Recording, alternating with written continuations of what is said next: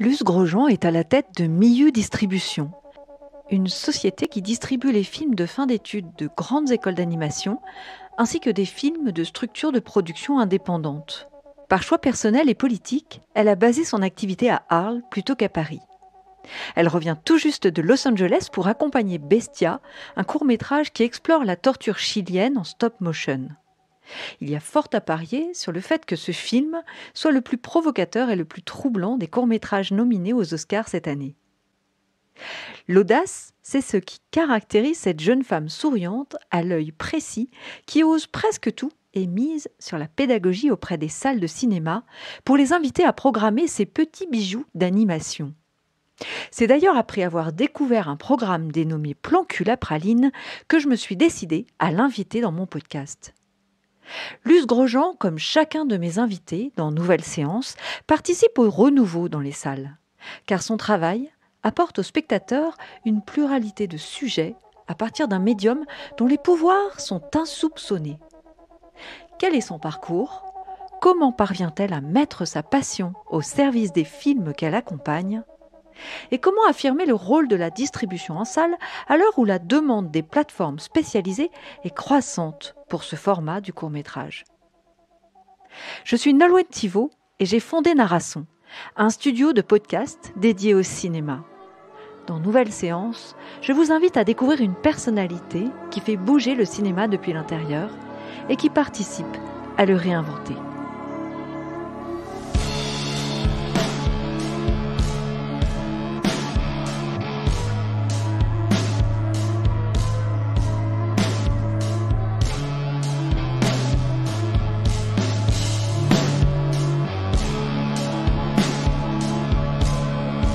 Bonjour et bienvenue Luce. Merci de participer à ce podcast. C'est un peu intrusif ce micro très proche. Puis là j'ai l'impression d'être une licorne. Alors tout d'abord je te laisse te présenter. Et ça va être sublime. Oui parce que oui ça va être sublime. Comme pour tous les invités j'ai situé en intro ton horizon. Et du coup est-ce que tu peux nous raconter un peu ton parcours, ta formation Allez, il faut commencer. Par quoi tu as envie de commencer, par exemple ? Tout d'abord, moi j'ai fait une formation, un BTS audiovisuel en gestion de production à Boulogne-Billancourt. Ça m'a beaucoup plu d'étudier ça, d'étudier comment on fabrique un film, comment on l'accompagne. Donc j'ai continué avec une licence à Gobelin en gestion de production.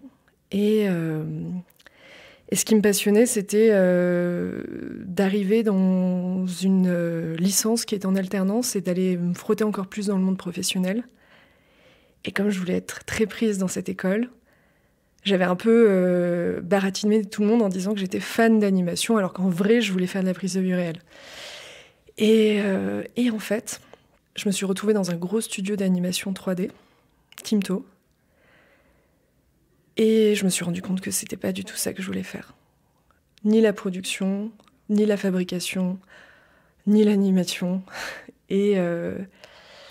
Et donc après cela, j'ai donc refusé un CDI en sortant de cette licence et je suis partie un petit peu voyager. Quand je suis rentrée en France, il fallait que je trouve un travail. La crise de 2008 était en train de ravager, enfin on était en 2011. C'était assez difficile de trouver du boulot. Et en fait, c'est l'animation qui m'a de nouveau rattrapée et on m'a proposé de travailler pour un réseau d'écoles de cinéma d'animation qui s'appelle le RECA. Et qui était à l'époque hébergé par l'AFCA, l'Association française du cinéma d'animation. Et en fait, là, j'ai de nouveau eu ce sentiment de trouver ma place. C'est-à-dire que j'étais entre les écoles d'animation d'un côté, les gros studios qui recrutaient les étudiants qui étaient formés chez eux, et toute la sphère politique qui me permettait de comprendre et d'avoir l'impression d'accompagner un mouvement qui m'intéressait, qui me passionnait, qui était finalement... Comment des personnes vont pouvoir trouver du travail dans un secteur extrêmement... qui était en croissance, mais qui avait plein de complexité. Et ça me passionnait beaucoup. En fait, c'était vraiment petit à petit que j'ai découvert comment un film pouvait avoir accès à un public particulier dans un festival, commencer à tisser en fait des stratégies de diffusion, apprendre à voir où les films pouvaient être montrés, qu'est-ce que ça faisait quand les étudiants, les réalisateurs, les réalisatrices pouvaient en fait avoir vraiment un écho en fait avec différents lieux, différentes salles. Et ça m'a... Enfin, j'ai commencé à mettre en place des stratégies et puis d'autres écoles étaient intéressées. Et moi, j'avais toujours cette idée que j'avais étudié la production et que j'avais envie de faire émerger des talents et que donc, il fallait que je commence à produire. J'ai créé une société en 2014 et l'idée, c'était de faire de la distribution, de la diffusion de films en festival et à côté, de faire de la production. Oui, alors en fait, ce rôle du milieu, on aura l'occasion d'en parler ensuite. On pourrait le qualifier de cheville ouvrière. Tu y as compris plein de choses. Ça, j'ai fait ça jusqu'en 2017. Et en fait, la production, c'était très dur parce qu'on était dans une logique de faire beaucoup de dossiers, essayer de se projeter dans l'écrit. Et qu'en même temps, la distribution, c'était avoir le film fini et dès qu'on a la matière, de pouvoir réfléchir à comment on la diffuse. Et en fait, j'ai adoré voir les talents qui émergeaient, mais je n'arrivais pas à aboutir la partie production. Enfin, c'était toujours compliqué. En fait, j'avais un manque de savoir-faire sur la fabrication. Je crois que ça m'intéressait pas vraiment. Alors que le film fini, j'arrivais à comprendre comment on pouvait tisser ces liens-là. Mais je crois aussi que j'admirais beaucoup le métier de producteur ou de productrice, et que donc j'imaginais que c'était là que j'allais m'épanouir, alors qu'en fait, c'était pas du tout ma place. Et à un moment, je me suis dit, peut-être que je vais arrêter, mais je savais pas quoi faire des réalisateurs et des réalisatrices que j'accompagnais. C'était d'ailleurs que des réalisatrices. Et là, à ce moment-là, j'ai été approchée par Miou Productions, donc Emmanuel Alain, Rénal, qui m'a proposé de s'associer. Il souhaitait ouvrir un département de distribution, mais finalement, il me proposait de travailler ensemble et donc de racheter des parts de ma société et en fait de devenir associé sur ce qui allait devenir Miou Distribution. Ah, carrément. Tu nous racontes ? C'était un moment assez particulier parce que 1 an auparavant, j'avais fait un choix radical qui était de partir de Paris et m'installer à Arles parce que j'avais un grand projet, c'était retourner dans le sud de la France où j'ai grandi, essayer... je pense que j'avais beaucoup d'ego. Essayer d'amener la culture dans un endroit où moi, j'en avais pas forcément accès tout le temps, ou en tout cas, je ne me disais pas que je pouvais en faire mon métier.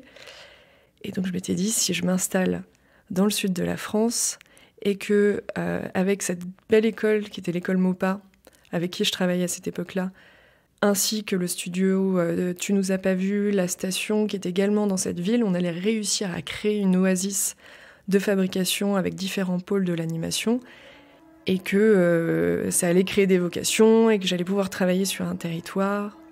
Et en fait, ça s'est pas passé du tout comme ça.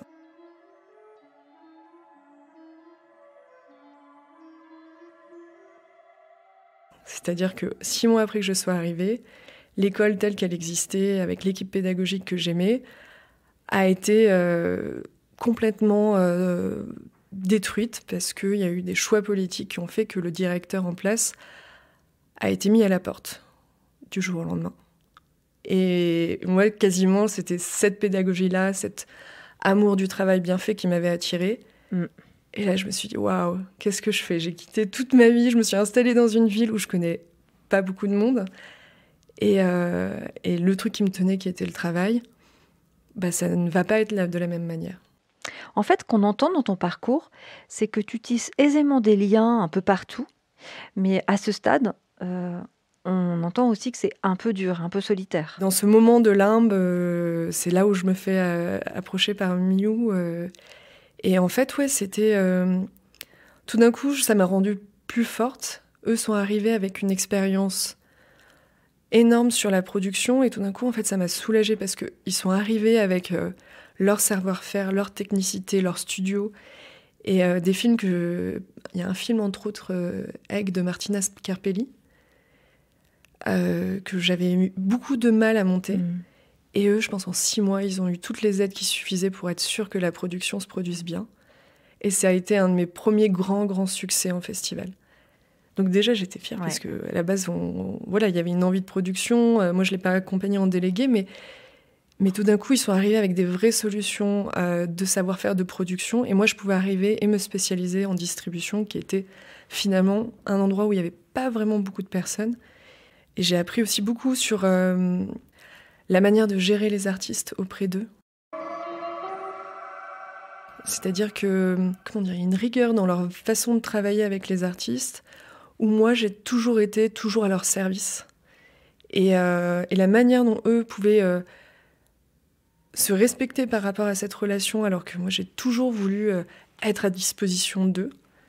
Ça m'a beaucoup appris aussi dans la manière de travailler et de moins me faire, je dirais pas exploiter, mais en tout cas de sentir que je peux aussi venir avec une stature et de pas être simplement en train d'épouser les différences et les manières et les besoins de travailler. Enfin, tout d'un coup, ça m'a permis de m'asseoir en fait dans une position.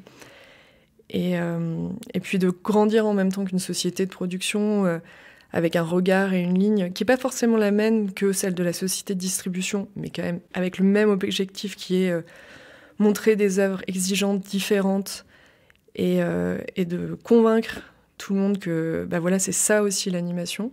Ce n'est pas que des dessins animés jeune public. C'est passionnant.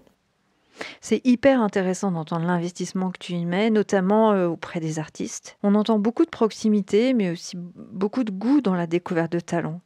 Du coup, je me demandais si tu pouvais nous partager comment ça s'est passé, votre alliance. Comment vous avez abordé cette collaboration avec Emmanuel Alain Rénal de Miu Productions.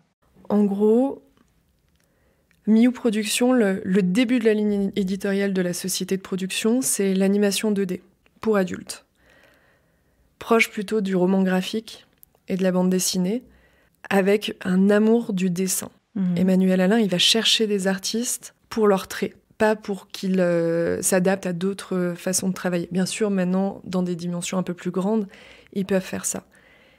Mais c'est d'abord ce qu'il regarde et ce qu'il va chercher chez les artistes. Et c'est aussi l'endroit où moi, ça me passionne, c'est d'essayer de trouver une singularité dans le trait.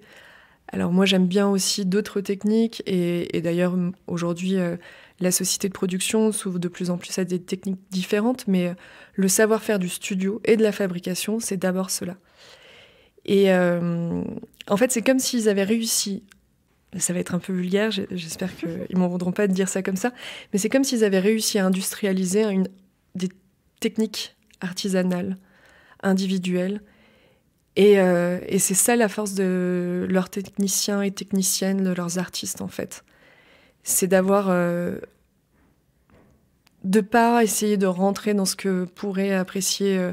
le grand public tel qu'on l'entend dans l'animation. On va chercher de l'animation 3D qui ressemble à du Pixar ou de l'animation 2D qui ressemble à de l'animé, du manga. Et je pense que là où on se comprenait, c'est que je me souviens à un événement, j'étais très contente parce que j'avais signé une artiste extraordinaire qui s'appelle Alice C, qui fait des clips magnifiques. Et elle m'avait envoyé ses dessins et j'étais allée voir Emmanuel Alain, donc on n'était pas encore en train de travailler ensemble, et je lui montrais les images.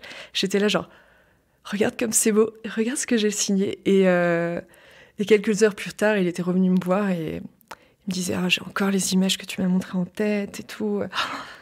C'est vraiment sublime. Et voilà, aujourd'hui, Alice, elle va bientôt terminer son premier court-métrage professionnel. Entre-temps, elle a fait plusieurs travaux avec Miu.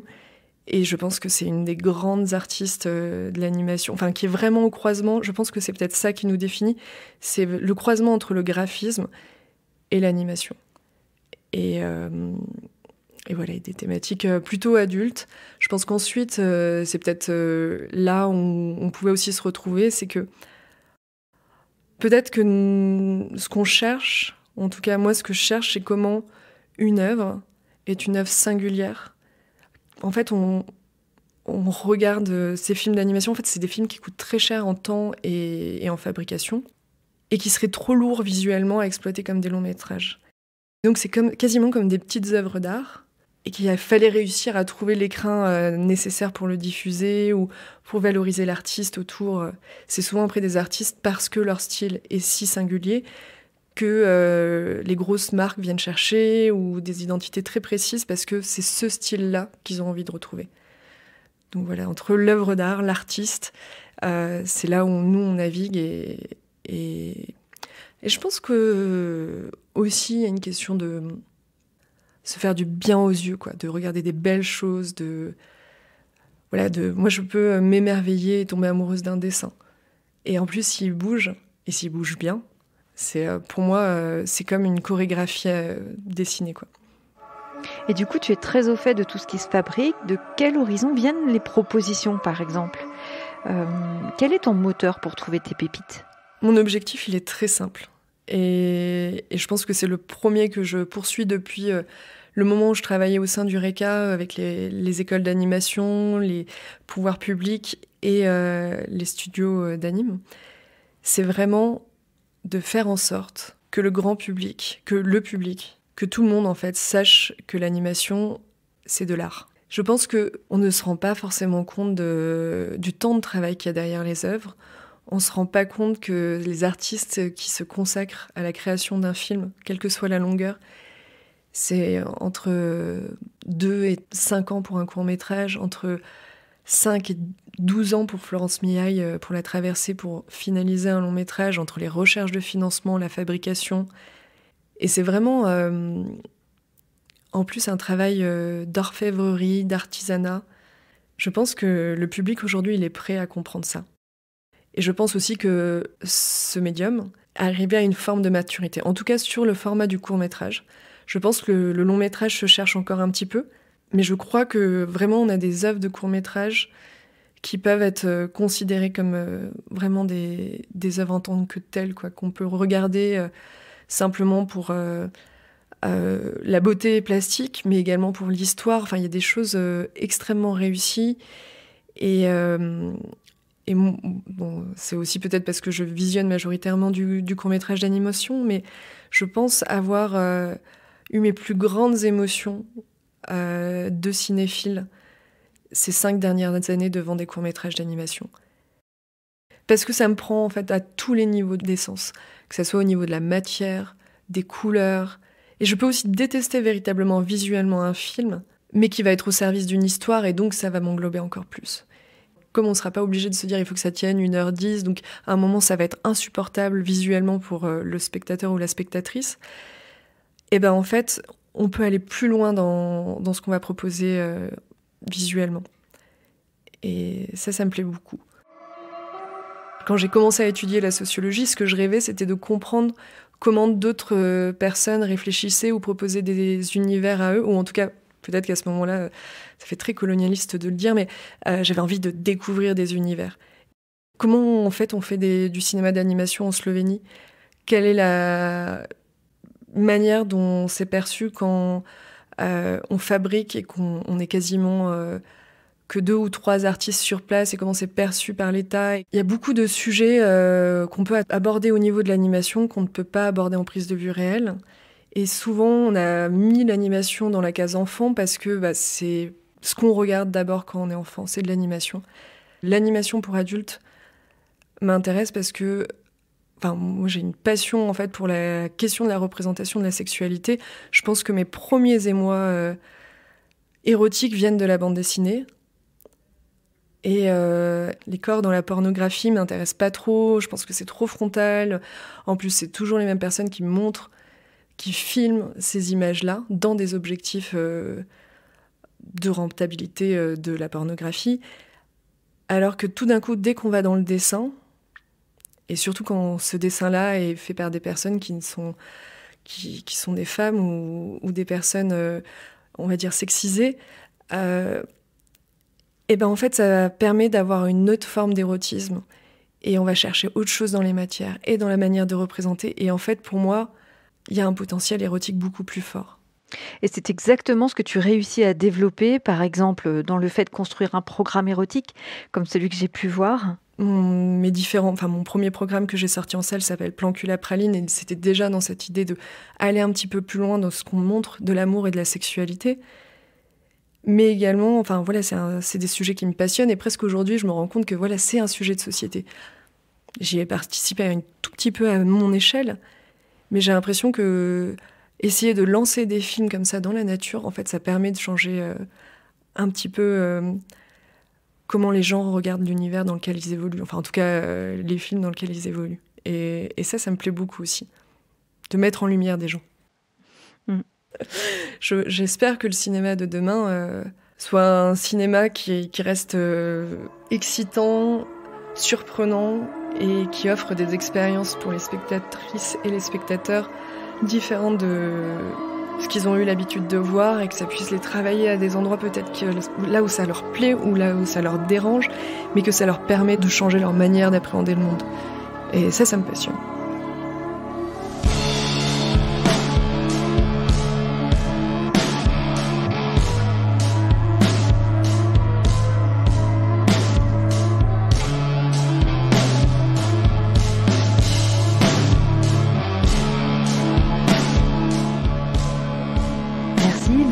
Merci beaucoup.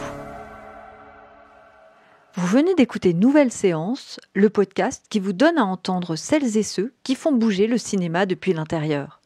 Si ce podcast vous a plu, aidez-moi à le faire connaître. Envoyez-le à un ou une amie, à un médiateur ou une médiatrice culturelle. Faites-le découvrir à vos proches. Pour cela, cherchez les 3 petits points autour du player et envoyez-le par WhatsApp. Ça marche merveilleusement bien. Un podcast ne monte dans les algorithmes des plateformes de diffusion que s'il obtient des notes favorables. Votre note est donc bien plus importante que vous ne le pensez. Elle m'aidera à monter des marches précieuses dans le listing cinéma d'Apple Podcast. Abonnez-vous pour être informé de la parution du prochain épisode au mois prochain. Merci pour votre écoute.